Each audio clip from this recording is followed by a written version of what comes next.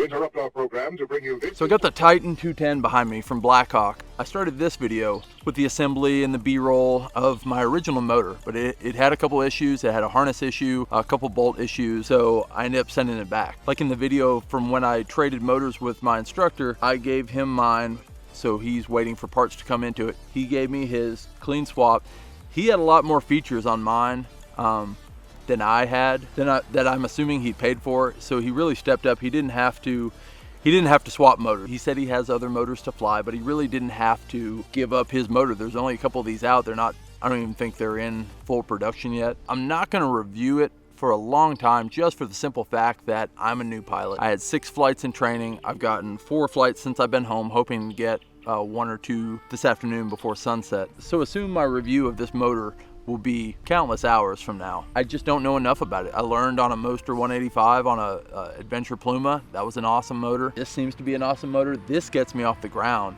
I think between this and that Core glider, it gets me off the ground with no wind in like 30 feet. I mean, it's crazy powerful. All you have to do is not fall down and it's gonna put you in the air. One of my flights earlier, I sat down or jumped or did something kind of funky to where I felt the sink, and just full power, it just rocketed me up in the air. It saved me. It saved me from my inexperience of takeoff. So I'm super happy with it so far. I just cleaned it up, wiped all the dust off. I got some little bolt marker paint. I'm gonna mark all the bolts tomorrow. I had a little trouble getting into the seat in the first 2 flights, but the next 2 flights, I pulled a couple little tabs and just kind of fit it to myself, and no big deal, slid right in. My motor, which had a silver frame, this one's all blacked out. It's got aluminum, like anodized acro arms. Those are super sweet looking. It's got the carbon fiber, I don't know if you can see that, carbon fiber seat board instead of the wood board. It's got a lot of little bells and whistles that I really appreciate.